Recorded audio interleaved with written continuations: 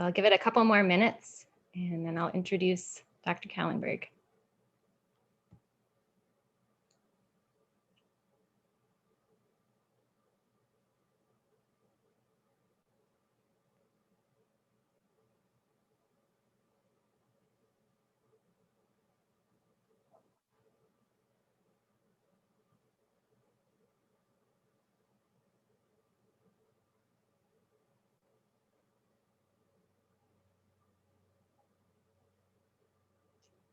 Okay, so we're a little past 12. It looks like we are getting up to the numbers we usually get for live attendance. So I'm going to go ahead and introduce Dr. Michelle Kahlenberg. Dr. Kahlenberg did her training at Denison University in Ohio and completed her MD PhD training at Case Western Reserve University. She did her fellowship and residency at Cleveland and Michigan, and now she's a faculty member at Michigan and associate professor, and she also directs the Lupus Center. She has numerous awards. She has funding from the NIH. She started with K08 and she moved up through R and now P30 level funding. And she also has been supported by the Lupus Research Alliance, and she does amazing work about the pathogenesis of cutaneous lupus. So I'm very looking forward to your talk. So go ahead. Well, thank you very much. And thanks to Jillian and Sophia and Will for inviting me to give this. I'm looking forward to sharing some insights and some data. So these are my disclosures in case you care. And I put some key references into the slides, just some of the papers that I'm going to discuss today, and also some very helpful reviews if you're interested in this topic and want to learn more. So what do we know about cutaneous lupus? Well, in patients with systemic lupus, the skin is frequently affected, and cutaneous lupus can also exist as a disease entity within itself without systemic disease involvement. But it can be extensive or localized and often can be very refractory to treatment. And we know for sure that cutaneous lupus needs more study. As I mentioned, about 70% of patients with lupus have skin inflammation as part of their disease. We also know that photosensitivity, which is sensitivity to UV light and getting rashes in response to UV light, is an important hallmark for up to 90% of lupus patients. We've also seen anecdotally, but this hasn't been well parsed out in epidemiologic studies, that skin flares also often lead to systemic flares of disease. There really aren't any FDA-approved therapies for CLE itself. There are only a few for lupus. And we know that cutaneous lupus flares are major contributors to low quality of life. They raise the rates of unemployment for patients, and they double the cost of healthcare. So it's really important to do better for these patients, and that's one of the reasons why we've been pursuing this research question. So when you think about what are the drivers of lupus pathology, I think it's always good to start with data from mouse models, as they have informed us of important pathogenic pathways. Work from Anne Marshak-Rothstein's group has shown that antigen-specific killing of keratinocytes that are triggered by damaged epithelium through gamma radiation is able to result in cutaneous lupus-like lesions. And shown here that if you neutralize the type 1 interferon receptor, you can block the recruitment of PDCs into these lesions, which is thought to be part of the pathogenesis. And these mice actually don't get skin lesions if you treat them with interferon blockade. Also, there's been studies to show that knockout of PD-1H, which is also known as VISTA, which is an inhibitory receptor on T cells or can be an inhibitory ligand expressed on myeloid cells in the BALB-C background. These mice, about a third of them will get discoid-like lesions as well. These mice also exhibit an interferon signature and a more robust interferon signaling after stimulation of TLR7 and 8. In addition, these mice also show increased plasmacytoid dendritic cells and neutrophils in the skin prior to lesion development. So this is kind of an interesting model for the role of abnormalities in the skin before the rashes actually show up.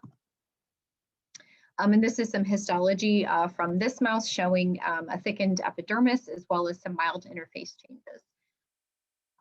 There's also been models looking at the role of oxidized DNA and how this can trigger cutaneous lupus-like lesions. If you inject UV-treated DNA, which causes these 8-hydroxyguanosine adducts, If you inject this into the skin of MRL LPR mice, you get cutaneous lupus-like lesions. So you can see here, a thickening and inflammation, and this is marked by a lot of CD45 positive inflammatory cell infiltrates. In addition, there was a recent mouse model that looked at mice deficient in the enzyme that repairs these 8-hydroxyguanosine adducts. And when these mice were treated with pristine, which is a known inducer of lupus, they actually get a skin disease phenotype where they get alopecia, as well as cutaneous immune complexes and epidermal hyperplasia. And normally pristine doesn't cause any skin disease at all. So this also suggests that this oxidized DNA signaling in the skin may also play an important role in developing cutaneous lupus lesions. But I think one common theme, and also these mice have an increased interferon signature in the skin. But when you look at all of these mouse models for cutaneous lupus, really type 1 interferons emerge as a common theme between all of them, even though the ways that these mouse models are induced are all different. So we know that human cutaneous lupus lesions express a high type 1 interferon signature. And so if you take skin biopsies from patients, you can calculate an interferon gene score by using various genes. There's different models in the literature, but you basically look at the expression of genes known to be upregulated by type 1 interferon exposure compared to the expression of these genes in healthy controls. And this is some work that we published a few years ago, that when we look at either discoid lesions or subacute cutaneous lupus lesions, and you look at the interferon scores, every single patient shows a higher interferon score compared to healthy control. So anything over 1 is going to be elevated from control. And basically every single lesion shows this score. And this is a little bit different from what we see in systemic lupus literature, where about 70% of patients show a peripheral interferon score. But in the skin, it's much more consistent across the lesions. We also know, based on the trials, the MUSE trial, which I show some data here, but also TULIP 1 and TULIP 2, that anifrolumab, which blocks the type 1 interferon receptor, can improve skin disease in patients. So this is just data looking at anifrolumab versus placebo. So this is 2 different doses of anifrolumab, looking at, I think this is a 50% improvement in CLASI, which is a measurement of cutaneous skin disease, and versus placebo. And you can see in this picture here, you got a nice improvement in the erythema and lesion area of this patient.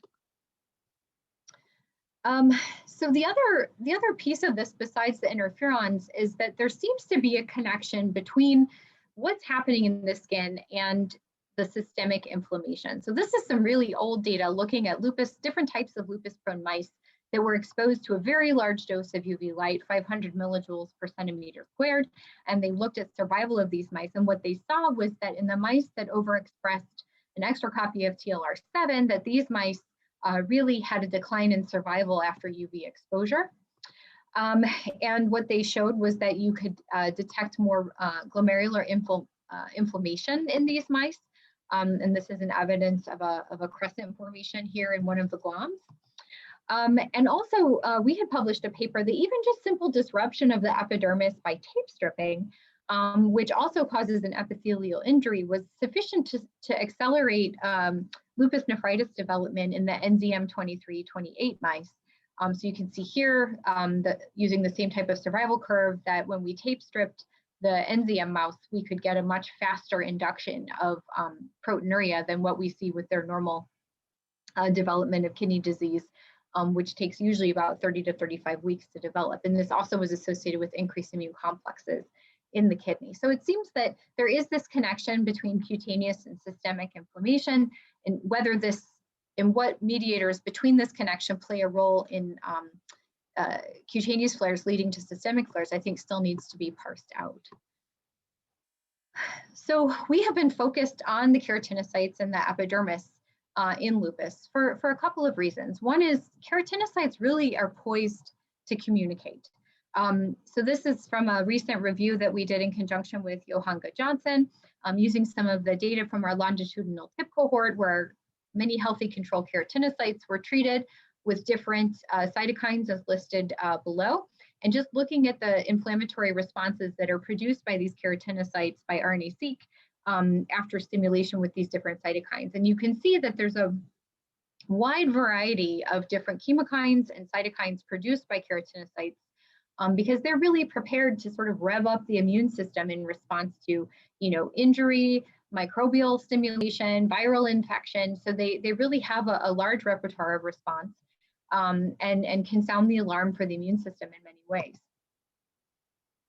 And we know that just manipulation of genes expressed only in the epidermis has also led to systemic autoimmune development. So if you overexpress something like interferon gamma under the involucrin promoter to induce overexpression in the epidermis, you can see that female mice develop skin lesions and you get a positive ANA antibody development.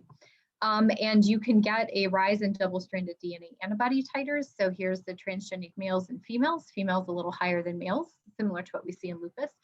And you can also, get glomerulonephritis as well. So even just overexpressing interferon gamma in the epidermis can drive systemic disease.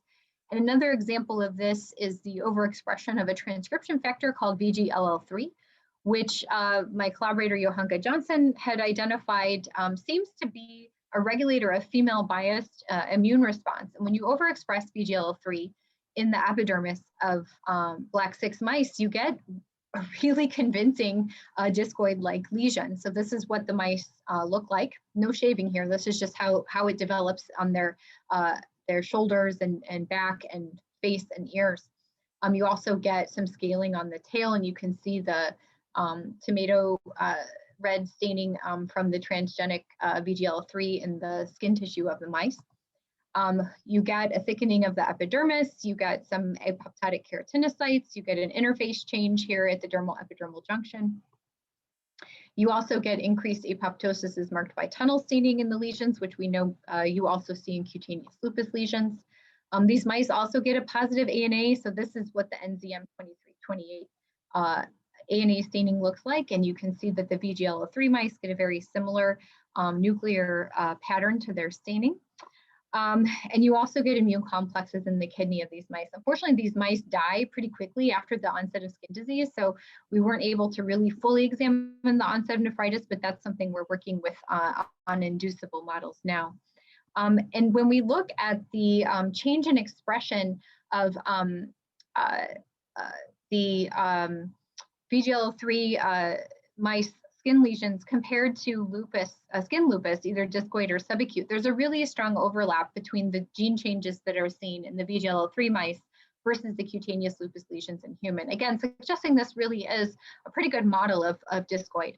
And what we saw too was that these mice also had increased interferon signatures in the skin. Again, bringing the question of what are interferons doing and how are they contributing to disease.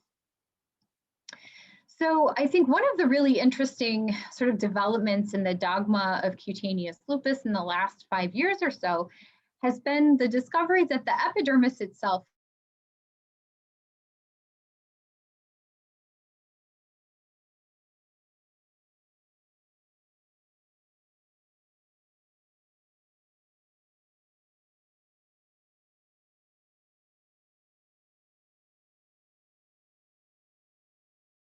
nephritis. And what they could see in the keratinocytes was there was this interferon signature that seemed to be overexpressed.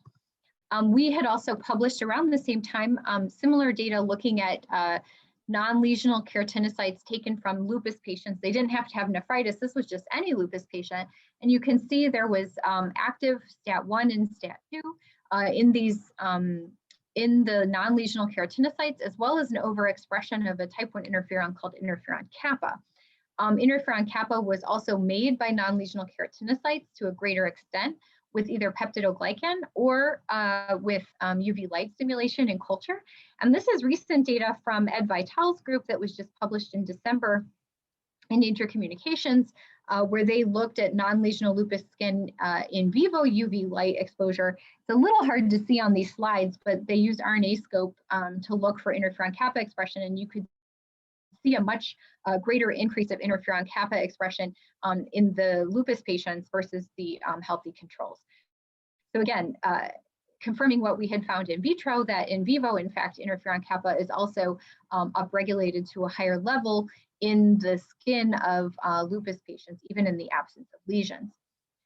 Ed's group also showed in that paper a really interesting finding that at-risk patients also show an increased epidermal interferon kappa expression. So these are patients who just have a positive ANA and probably a family history of autoimmune disease, but these people have no signs or symptoms otherwise, just the positive ANA. And you can see, it's a little hard again to see the red staining, but the lupus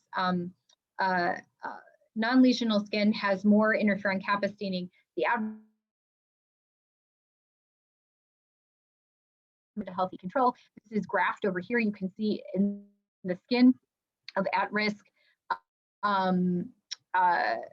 patients, you can see a much higher interferon score versus healthy control.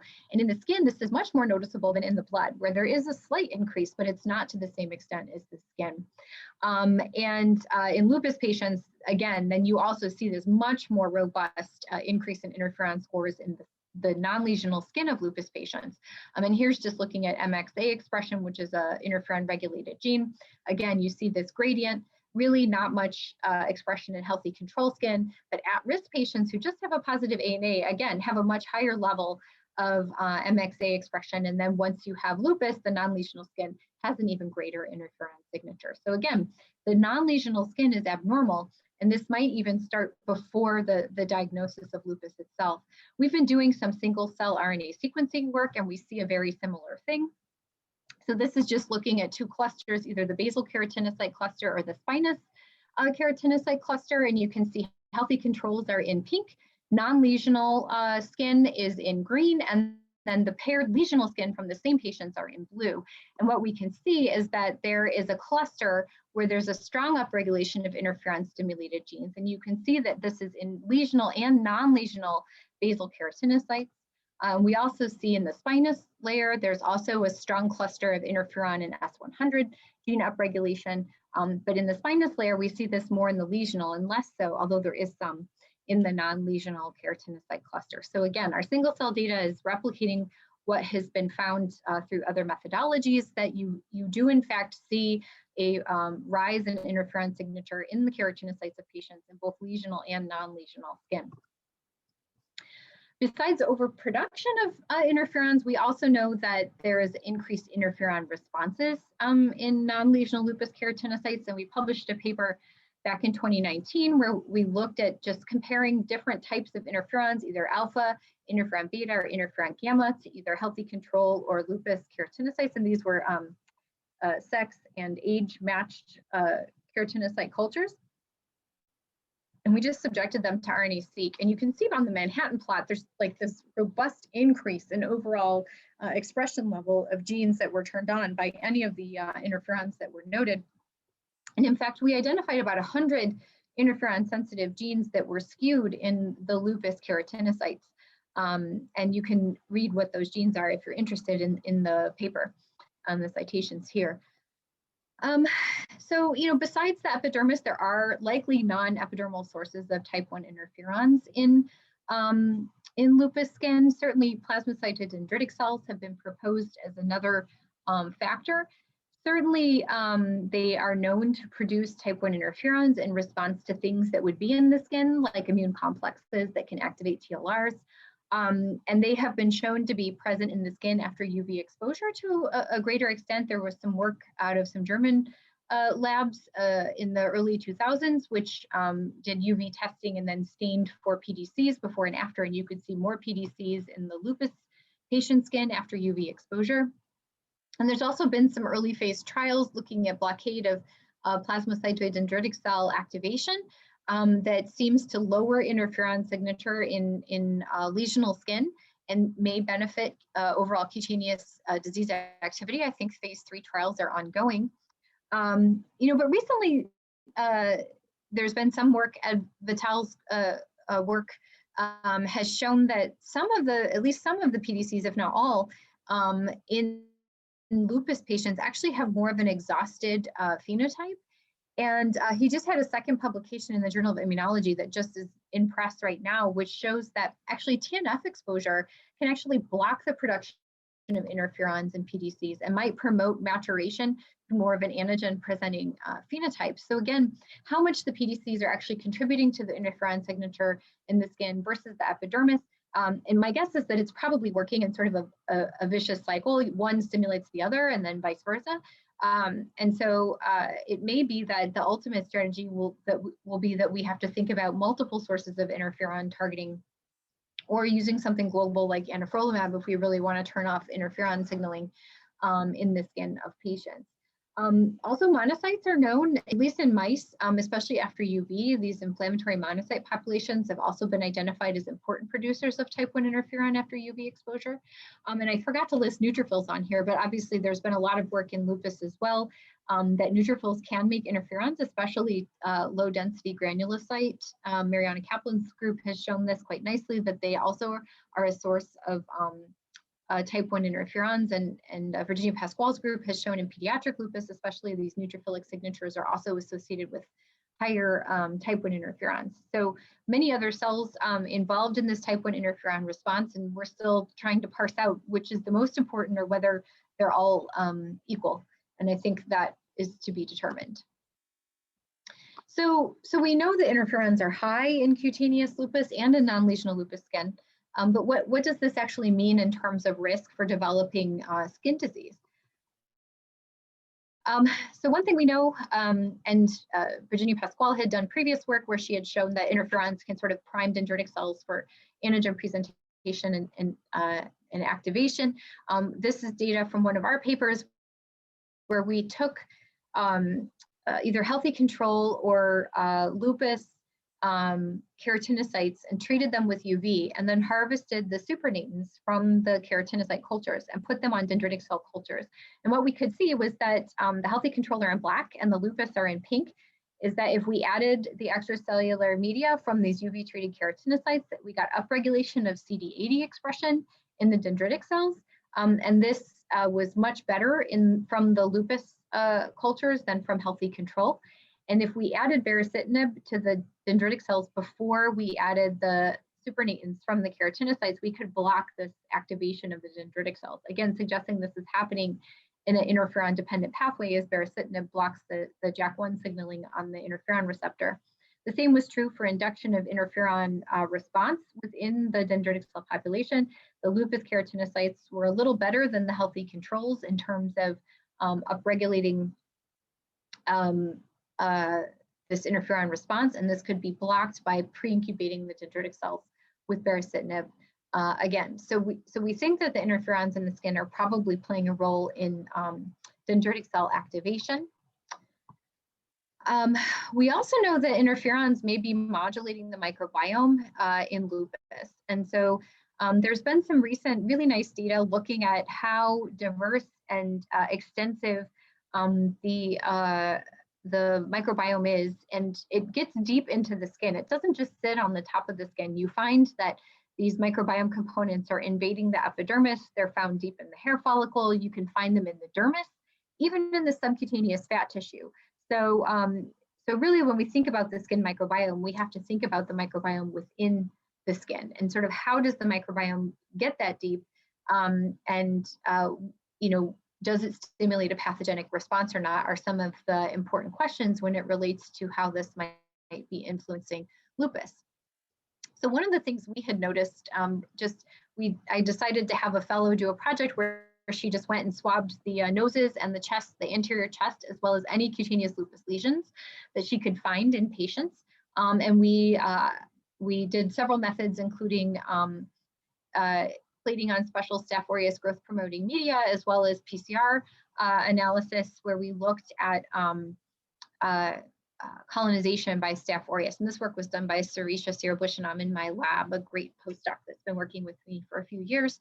And what we found was that, you know, the lupus patients had an overall, you know, either slightly higher or equal to the usual colonization rate seen within the healthy population, which is usually between 20 and 30%. We saw about 40% of patients were generally colonized with Staph aureus. And what we saw was that the cutaneous lupus lesions had about a 50% colonization rate.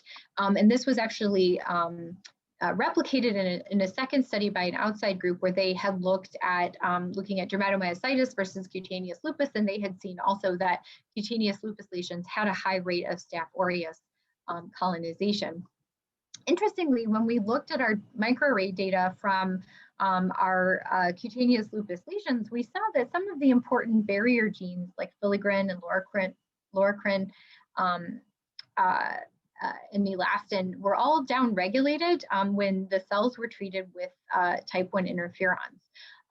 So this, and with gamma interferon, suggesting that some of the barrier development might be impaired in a high interferon environment, like what we see in our data. And actually, this was real-time PCR done in culture by Sarisha. This is the data from looking at RNA-seq from either healthy control or lupus keratinocytes. And again, just at baseline, you can see that these barrier genes are downregulated when you compare the lupus group to the healthy control. Again, suggesting that at baseline, these keratinocytes might be deficient, possibly because of the high interferons they're exposed to in generating a strong barrier. And so Sarisha wanted to see whether the interferons would have any impact on the ability of Staph aureus to actually adhere to the surface of the keratinocyte. And what we saw was that when we primed keratinocytes with interferon alpha, we could see an increase in the adhesive capacity of Staph aureus to the keratinocytes themselves. Interferon gamma maybe induced a slight change, but it wasn't statistically significant. But if we treated the keratinocytes with baricitinib prior to the interferon alpha treatment, we could eliminate this increased adhesion by Staph aureus, suggesting that it really is the interferon signaling that is driving the ability of Staph aureus to attach. And when we looked at comparing healthy control to lupus keratinocytes, we saw that pretty much across the board, all of our lupus keratinocyte populations were able to better adhere to Staph aureus than sex and age-matched healthy control keratinocytes. Again, suggesting that upregulation of interferons could be driving increased Staph aureus adherence. So the microbiome story is ongoing. We know that there's probably a feed-forward loop where Staph aureus also can drive inflammation, and this may also impact the function of the keratinocytes. So that project is ongoing. Other people have shown that other cell populations are also abnormal in non-lesional lupus skin. So this is work from Teresa Liu's group, which showed that lupus epidermis has a deficiency of Langerhans cells. And here's some quantification. You can see that there's fewer Langerhans cells in lupus skin. And they, I don't mean to cut their beautiful work short, but the summary is that basically Atom 17 cleaves EGFR ligands from the surface of these Langerhans cells, and this EGFR stimulation on the keratinocytes is really important to keep the keratinocytes healthy. And actually, this loss of the EGFR in cutaneous lupus actually can contribute to photosensitivity and death of keratinocytes. And they showed that if you actually added topical EGFR ligand, you could reduce the photosensitivity to keratinocytes. So again, there's also important roles for other cell populations in the skin that also contribute to the healthy epidermis. We also know, and Teresa, I think, has been looking at whether interferons actually contribute to this loss of Langerhans cells, and I think that data is still forthcoming. We also know that interferons actually drive photosensitivity. So here, this is data that if we just compare healthy control keratinocytes to lupus keratinocytes and treat them with UV and do tunnel staining to quantitate how many cells are dying, you can see that the lupus keratinocytes have a much higher rate of tunnel positivity after the same dose of UV exposure. And this is low dose. This is like 50 millijoules per centimeter squared, which is about 30 minutes of sun exposure. We could replicate this actually by overexpressing interferon kappa in a keratinocyte cell line. So you can see that in cell lines that overexpress interferon kappa, you can increase the amount of apoptosis similar to what you see in a lupus keratinocyte. And this was about a twofold overexpression of interferon kappa. And if we incubate healthy control on lupus keratinocytes with baricitinib to block interferon signaling, you can see that we get a dramatic reduction in the apoptotic rate just by blocking the interferon signaling prior to the induction of UV light. So again, this suggests that the interferons are able to prime for apoptosis, and this could be one of the reasons why keratinocytes are, or why lupus patients are sensitive to the sun. We've actually been further chasing down these pathways. This work is done by Shannon Estat, one of my stellar graduate students. So we've been trying to understand exactly how the interferons are modulating cell death. And one of Shannon's first experiments was to figure out, does this really look like apoptosis versus some other form of cell death? As cells can die by inflammatory cell death or pyroptosis, or necrotic cell death or necroptosis. And so here she looked to find cells that were positive for Nexin-5, but did not allow permeability of propydium iodide. So these would be early apoptotic cells. And you can see that in priming with interferons, treating with just UV light, we get an increase in both the in the apoptotic fraction that's shown in blue, where the necroptotic fraction doesn't really change that much.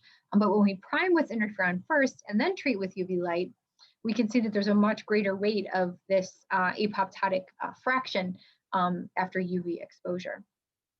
And the necroptotic fraction doesn't really change. We also showed that this interferon priming is able to shift the sensitivity to UV light. So using a dose response here, you can see that with interferon priming, you can actually get a significant increase in apoptosis, even at 20 millijoules per centimeter squared. Whereas, and this is where the 50 comes out. So you start to see a shift in the sensitivity of the dose response just by priming with interferon as well. Shannon's also been trying to really further confirm that this is apoptosis that is being promoted by type 1 interferon exposure. So here she looked at the apoptotic caspase-3 activation after UV light exposure. And what she saw was that UV light alone definitely increased the amount of cleaved caspase-3 within the keratinocytes. This is done by flow. And again, interferon priming increases the amount of cleaved caspase-3 that can be detected in these keratinocytes. And it's about the same % of cells that we see die in this low-dose UV exposure. So we think that this is apoptosis. To make sure that we weren't missing components of necroptosis and pyroptosis, she's used some known inhibitors of these pathways. So using two different necroptosis inhibitors, both NEC1 and a GSK enzyme, she was able to show that neither of these had any impact on the enhancement of cell death that was driven by interferon. So we don't think that interferons are promoting necroptosis. In addition, she used YVAD, which is the caspase-1 inhibitor, which blocks pyroptosis. And again, she wasn't able to have any effect on the cell death, suggesting again that pyroptosis is not being enhanced by the type 1 interferon exposure. Whereas ZVAD, which is a pan-caspase inhibitor that blocks all caspases, dramatically decreased the contribution of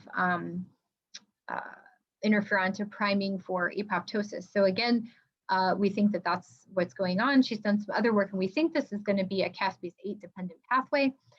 She's also looked to see how interferons modulate pro-apoptotic genes, and you can see that some known genes like TRAIL definitely turned on in keratinocytes by interferon exposure, and also some inhibitors of apoptosis like XAF1 are also robustly increased with interferon priming. So we're working on trying to understand which of these pro-apoptotic genes are the main contributors to interferon enhanced apoptosis downstream of UV. So besides the actual cell death pathways that are turned on by UV light, we've also looked to see how interferons might be regulating the immune activation after UV exposure. To do this, we took a model where we did low-dose UV treatment for 5 days in a row. So this is 100 millijoules per centimeter squared, which we did on the shaved backs of mice daily for 5 days. And then we harvested them either on day 6, which is 24 hours after the last dose, or on day 14. And this gives time for the immune response to develop and to be studied. So we did this in either wild type thalassemia mice or in the NZM 2328 lupus-prone mice. So interestingly, what we saw was that when we looked in the draining lymph nodes of the mice after UV exposure, that in the wild-type mice, we saw that there really wasn't much change in the CD4 T cell population. However, in the NCM mice, 2 weeks after the first dose of UV, we saw this increase in CD4 positive T cells. We also saw the same increase, and these seem to be activated. They all expressed CD69 as shown here. We also saw the same increase in CD8 positive T cell populations, and these also expressed a lot of CD69, again, suggesting that in the lupus-prone mice, the UV was turning on a T cell response in the draining lymph node. So we wanted to look at the Tregs to see whether there was, this could be one of the reasons why the lupus-prone mice were allowing for a more robust T cell activation. And it turns out that if we look at 24 hours after the last dose of UV, we see a nice increase in the Treg populations in the wild-type mice, but we didn't see this same increase in the lupus-prone mice. And if we look at activation markers on the Tregs, we can see that CD69 again is expressed quite nicely on the FOXP3 positive cells in the wild-type mice, but not in the lupus-prone mice. And it turns out that this matches functional capacity. So we pooled a bunch of Tregs from the draining lymph nodes of either wild-type mice or lupus-prone mice that had been treated with UV light, and then used those Tregs in a suppression assay with naive T cells. And what we saw was that while the Tregs that were isolated from the wild-type mice were able to suppress T cell proliferation, the Treg population from the lupus-prone mice really had very minimal suppressive effect, suggesting that the lupus-prone mice are deficient in making Tregs with good suppressive function, and this allows for T cell activation in the draining lymph node. So we know that after UV exposure that there's a strong upregulation of interferon regulated genes and also interferon itself, including interferon kappa and interferon beta. And so we thought we would take advantage of our lupus-prone mouse strain, the INZM mouse. This is the NZM 2328 mouse that has a dysfunctional type 1 interferon receptor alpha chain. And so we subjected these mice to UV light as well. And they looked and behaved like wild-type mice when we looked at the T cells in the draining lymph node. So they did not increase their number of CD4 active T cells or their CD8 active T cells. And they actually had an increase in their Treg population 24 hours after the last UV dose. And these were able to suppress T cell proliferation quite nicely when put into a suppression assay. Again, suggesting that interferons might be one of the key regulators of this dysfunctional Treg population in lupus-prone mice after UV exposure. So, you know, the skin and the draining lymph nodes are not the only organs that can be affected after UV light. And this is some very interesting work from Keith Elkin's group, where they had shown that a single large dose of UV light of 500 millijoules per centimeter squared was able to raise type 1 interferons in the skin in a partially C-gas dependent manner. But you could see that you could get an increase in interferon regulated gene expression in the kidney of these mice 24 hours after the skin was exposed. So again, suggesting that there is a transmission of signals that result in interferon exposure elsewhere in the body. And they just published a paper in PNAS where they looked at the role of neutrophils. And they were able to show that if they labeled the skin with a fluorescent dye, they could see uptake of this dye and migration of neutrophils into the kidney of these mice after UV exposure. And here, this is just looking at the interferon score in the kidney. Again, it goes up after cutaneous UV exposure. And if they blocked neutrophil development with GCSF neutralizing antibodies, they could reduce the amount of interferon that was seen in the kidney after cutaneous UV exposure. Again, suggesting that there's really important crosstalk between what's happening in the skin and what's happening in the rest of the body in terms of immune activation. So if we think about a global summary of sort of what's going on in cutaneous lupus, and again, I didn't touch on every possible contributor because there's so much data out there, but we think that, epithelial injury is likely a very important piece. You need to get these keratinocytes turned on and creating DAMPs and other signaling pathways, including type 1 interferons, in order to raise the alarm and start the inflammatory cycle. And we know that in lupus, the keratinocytes are primed for a more robust interferon response, as well as production of chemokines and cytokines that can attract other cell populations. So this epithelial injury, some of it may be sting dependent, and this is all being still parsed out, but UV light, either trauma, infection, all of these things can contribute. You get interferon production by the skin, which can educate cell populations, including the PDCs that come into the skin or the Tregs that get recruited. This somehow suppresses their effector function. The PDCs that come in, maybe, or the monocytes, maybe, or the neutrophils, maybe making more interferon, which kind of works in a feed-forward loop in this cycle. You get activation of T cells and both cytotoxic T cells as well as CD4 T cells that are, especially the cytotoxic cells, that can come in and contribute to additional killing at the epidermal junction, dermal epidermal junction. And then also the activated CD4 positive T cells can enlist their helper function to help activate autoreactive B cells, which might be responding to some of the autoantigens that are expressed as part of this epithelial injury.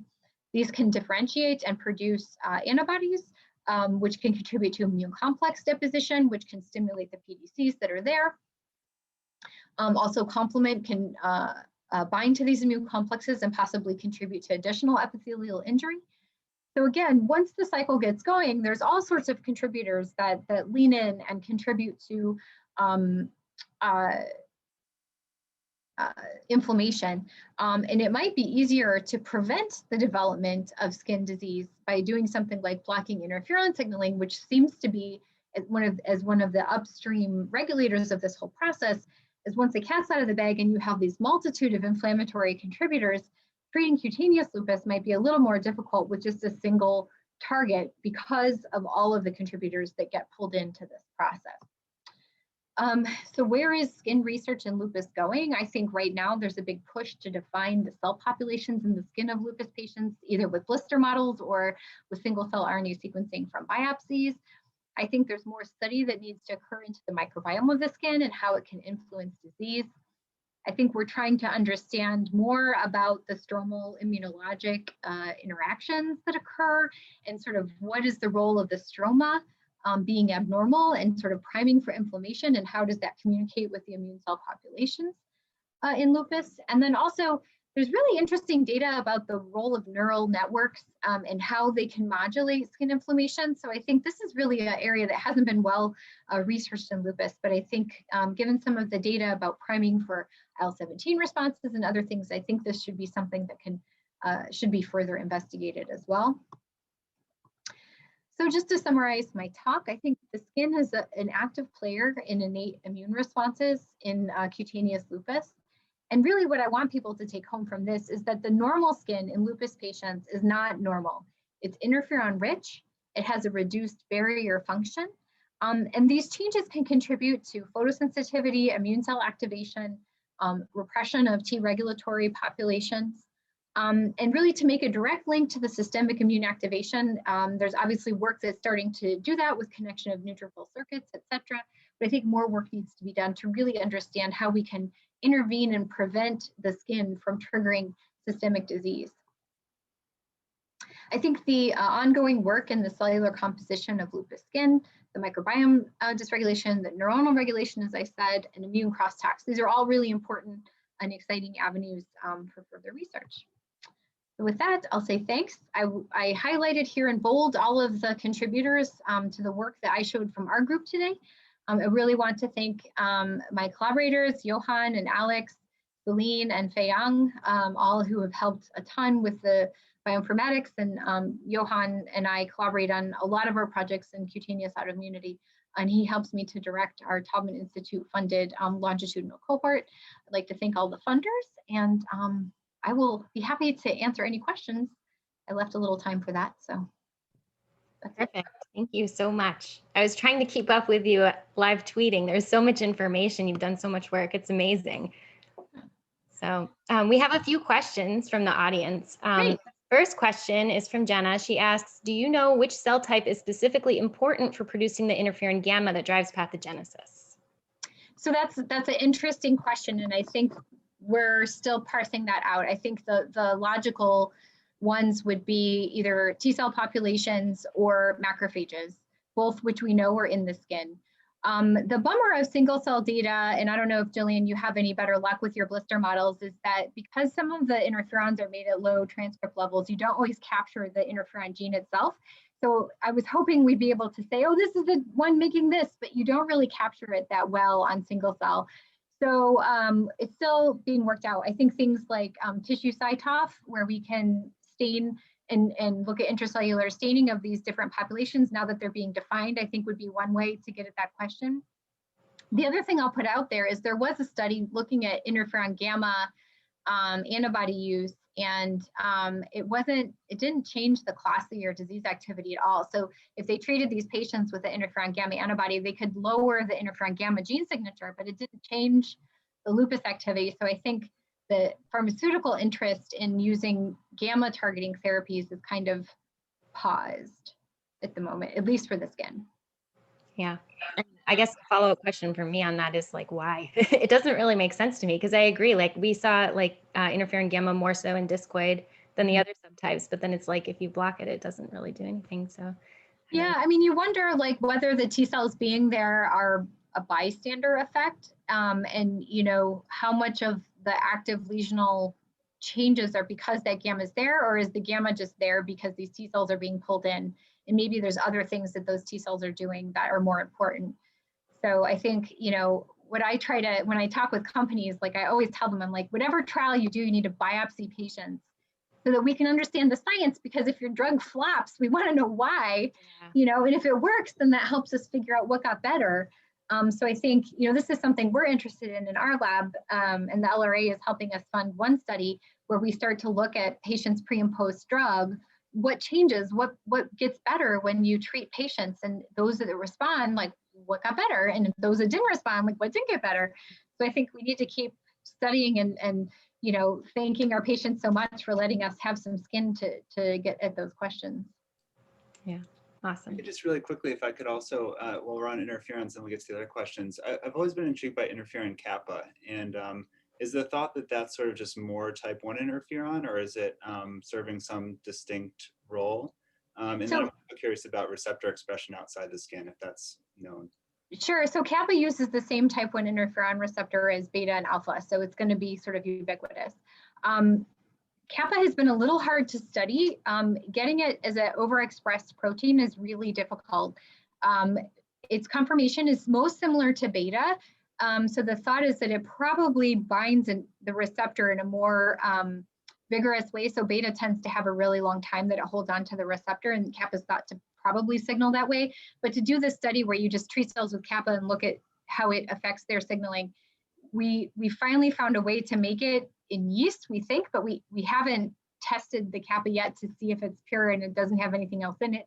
But yeah, I think, you know, the actual like in vitro studies with it is more difficult. So we've been relying on like overexpressing it, and then like looking at supernatants and those types of studies to look at it, because it's been hard to get the purified protein. Thanks. So Anne just asked a question. She says, Th1 cells make a lot of fast ligand. So do you have any information about that gene, maybe at a transcriptional level?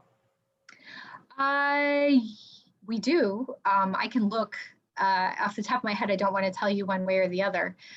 Certainly, Anne, in your model, fast ligand's important, right? In the JCI paper that you guys did, that's one of the ways that we think the killing is initiated. In human disease, we're not so sure yet.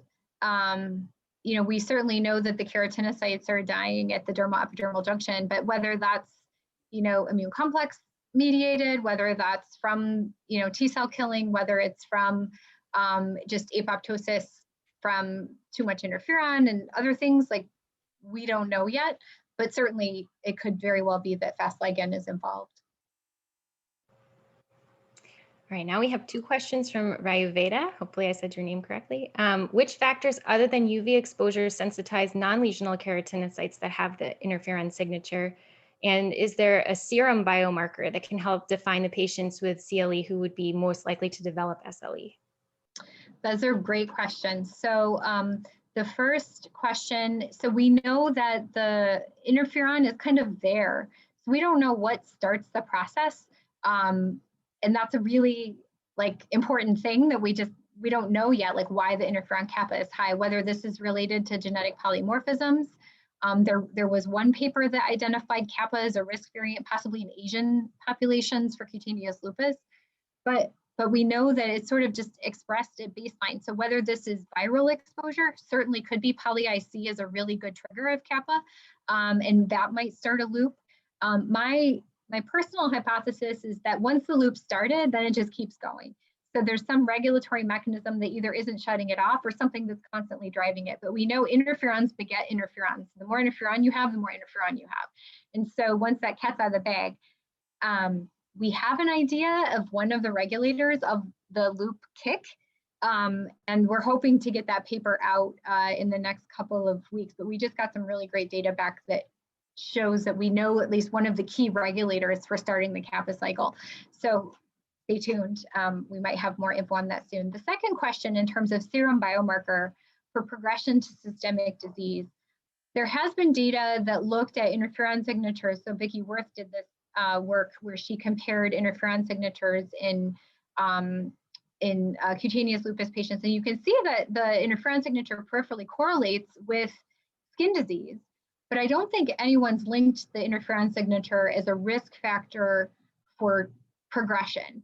The epidemiologic studies that have looked at progression have basically found that if you have cutaneous lupus, the risk factors for progression to systemic disease are female, ANA positive, and non-discoid types like SCLE or ACLE. So discoid has a lower risk of progression. But we don't have good biomarkers. That's one of the reasons why we have our longitudinal cohort. We're hoping if we study enough people long-term, we can maybe get to some of those answers. But that's kind of where the data is right now. Yeah, good question. And then sort of a related question, do you know any factors that would mediate migration of neutrophils or T cells, basically interferon producing cells, to the kidney rather than other organs like the brain? I would say chemokine receptors. But well, yeah, I mean, Jillian's probably got a whole bunch of ideas, but I think the other thing is we just haven't looked in those places, right? Do we know it's only the kidney? So I read this review yesterday. There was a great review, and I'm sorry I don't remember the author, but it was in the September issue of Journal of Immunology that was looking at thermal burn injury responses in the skin. And man, oh man, doesn't it look like a lot of some of the UV stuff?